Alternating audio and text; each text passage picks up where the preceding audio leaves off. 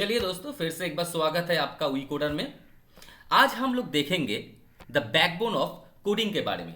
What is backbone of coding, इसके बारे में डिस्कस करने से पहले चलिए एक बार फिर से रिवाइज कर लेते हैं।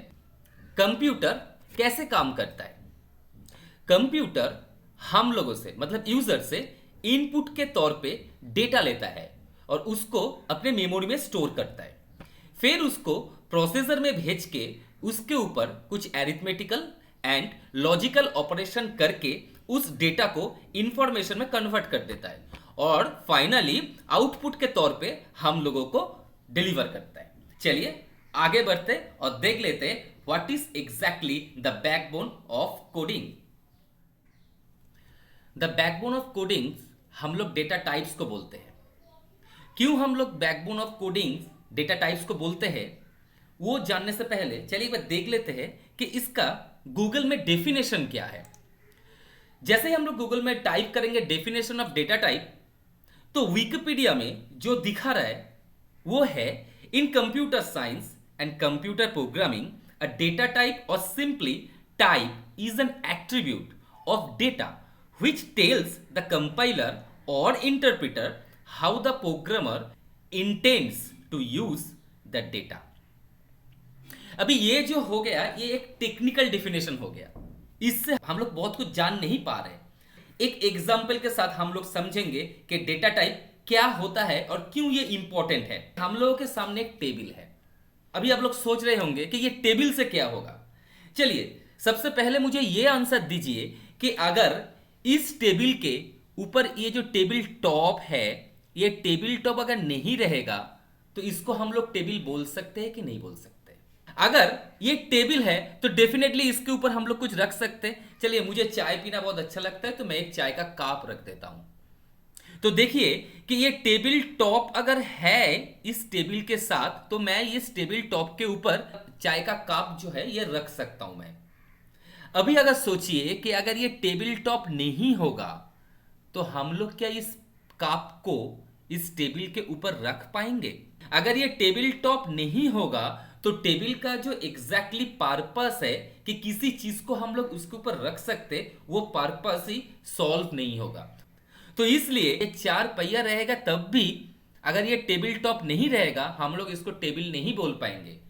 उसी तरह अगर हम लोग कोडिंग कर रहे हैं कोई भी लैंग्वेज में, चाहे वो सी हो, चाहे वो जावा हो, चाहे वो जावास्क्रिप्ट हो या चाहे वो पाइथन हो, जैसे हम लोग भी पाइथन सीख रहे हैं, तो हम लोग वेरिएबल के बारे में जानते हैं, हम लोग ऑपरेटर्स के बारे में जानते हैं, हम लोगों को लूप और कंडीशनल स्टेटमेंट के बारे में पता है, फंक्शंस और क्लासेस हम लोग यूज कर रहे हैं। लेकिन डेटा टाइप क्या है उसके बारे में अगर हम लोगों को पता नहीं होगा तो कोडिंग नहीं कर पाएंगे, क्योंकि सिस्टम को हम लोग ये नहीं बता पाएंगे कि हम लोगों को ऑपरेशन क्या करना है। बेसिक कंप्यूटर फंक्शन में यही होता है कि डेटा आएगा, उसके ऊपर ऑपरेशन होगा और इंफॉर्मेशन होकर वो निकलेगा। तो डेटा तो आ रहा है, उसके ऊपर ऑपरेशन भी होगा, लेकिन क्या ऑपरेशन होगा ये डिसाइड करता है उस वेरिएबल के अंदर क्या डेटा टाइप है उसका। दो किस्म के डेटा टाइप होते हैं, एक बिल्ट इन है और एक यूजर डिफाइंड है।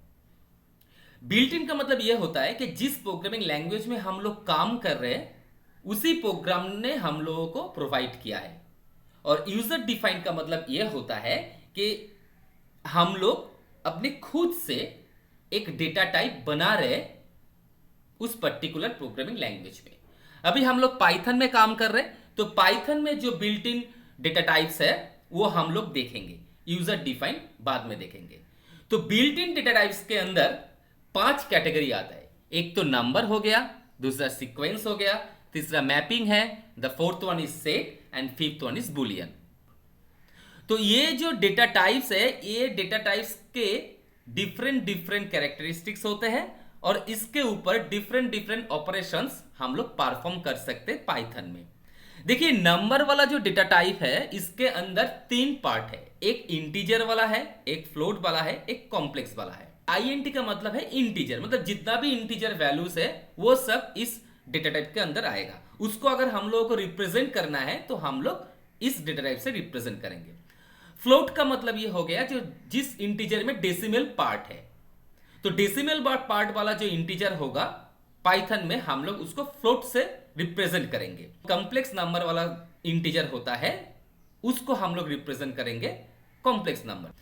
अब ये सीक्वेंस जो है, ये सीक्वेंस का मतलब ये होता है अ ग्रुप ऑफ डेटा।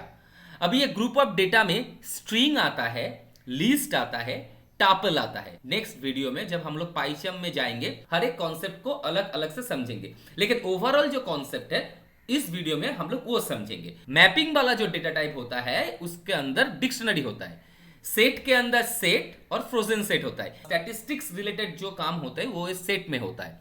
और बुलियन का मतलब ये होता है लॉजिकल, जिसका दो ही वैल्यू होता है, एक होता है ट्रू, एक होता है फॉल्स। तो ये जो 5 टाइप्स के डेटा टाइप है, बिल्ट इन डेटा टाइप्स है पाइथन में, इसको भी हम लोग 2 कैटेगरी में डिवाइड कर सकते हैं। एक है ऑर्डर्ड और अनऑर्डर्ड और दूसरा है म्यूटेबल एंड इम्यूटेबल। अभी ऑर्डर और अनऑर्डर का मतलब क्या होता है, देखिए यहां पर लिखा हुआ है फिक्स्ड ऑर्डर, मतलब एक फिक्स्ड सीक्वेंस रहेगा जिस ऑर्डर को हम लोग चेंज नहीं कर पाएंगे। और अनऑर्डर का मतलब जिसका कोई ऑर्डर नहीं होता है, रैंडमली वो स्टोर हो सकता है, क्रिएट हो सकता है। और म्यूटेबल और इम्यूटेबल का मतलब क्या होता है, म्यूटेबल का मतलब होता है चेंजेबल। अगर कोई वेरिएबल एक डेटा टाइप के साथ हम लोगों ने क्रिएट किया है, उसके अंदर जो वैल्यू है उसको अगर हम लोग एक्सेस कर सकते हैं, कोई नया वैल्यू ऐड कर सकते हैं या डिलीट कर सकते हैं, तो उसको हम लोग बोलेंगे म्यूटेबल। अगर नहीं कर पाएंगे तो उसको बोलेंगे इम्यूटेबल। चलिए अभी एक बार देख लेते हैं कि पाइथन के जो डेटा टाइप्स है order, unordered, mutable and immutable के हिसाब से कौन क्या है। देखिए स्ट्रिंग वाला जो डेटा टाइप है वो है ऑर्डर्ड एंड इम्यूटेबल और उसको रिप्रेजेंट किया जाता है पाइथन में कोटेशन के हिसाब से। अभी डबल कोटेशन है, हम लोग आगे देखेंगे कि उसको सिंगल कोटेशन से एंड ट्रिपल कोटेशन से भी हम लोग रिप्रेजेंट कर सकते हैं। लिस्ट जो है वो है ऑर्डर्ड, म्यूटेबल एंड उसको रिप्रेजेंट किया जाता है स्क्वायर ब्रैकेट से। टापल जो है वो है ordered which is immutable and उसको रिप्रेजेंट किया जाता है पैरेंथेसिस से। डिक्शनरी जो है वो है अनऑर्डर्ड और डिक्शनरी म्यूटेबल है और उसको रिप्रेजेंट किया जाता है कर्ली ब्रेसेस से। और सेट जो है वो है अनऑर्डर्ड, म्यूटेबल और उसको भी हम लोग सेकेंड ब्रैकेट से रिप्रेजेंट कर सकते हैं। तो आई होप कि आज के इस वीडियो से आप लोगों को ये concept the backbone of coding समझ में आ चुका है। The backbone of coding is nothing but the data type. इसके बारे में हम लोग पाइथन में नेक्स्ट वीडियो में देखेंगे इसका इंप्लीमेंटेशन कैसे होता है। तो आज के लिए इतना ही, नेक्स्ट वीडियो में मिलते हैं नेक्स्ट टॉपिक के साथ।